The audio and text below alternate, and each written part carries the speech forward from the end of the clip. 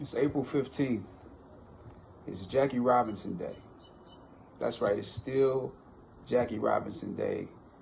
I can't think of a better time to remember my hero, and he's the hero of many of you out there, than this time that we're in, this pandemic. I can't think of a better way to commemorate everything that he was about than to announce the partnership between Tolco and Figs.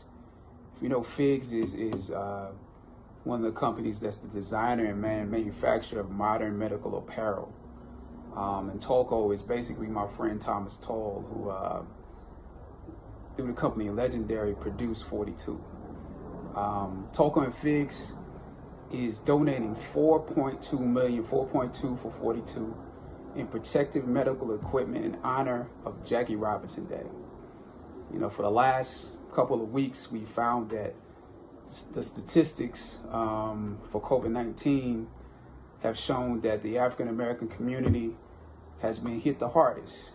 The Latino community has been hit the hardest, and that's partially because we're the frontline workers. We're the ones still going to work. We're the ones still driving the buses. But in the hospitals and in the medical field, we're the EMTs. We're the ones who are, you know, going to battle every day. In some of the hospitals that are servicing, you know, our people, there's just not there's not enough equipment. There's not enough, you know, masks. There's not enough gloves. There's not enough isolation gowns. And so what Tolco and Figs is doing is they're going to execute the distribution of those scrubs, of those masks, of those isolation gowns to those hospitals that have been impacted the most. And that's what we need. That's the leadership we need. So I applaud Thomas Toll. You know, he filled in the gap when we were doing 42. You know, there were people that didn't believe in it.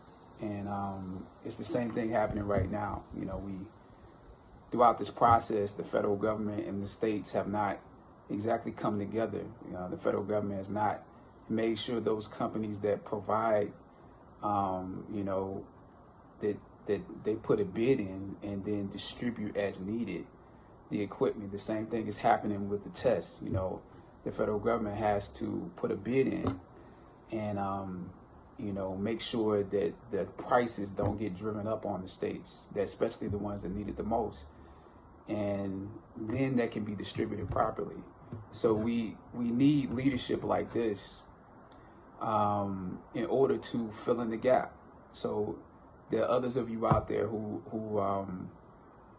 can work in similar ways until the states and the federal government get it together.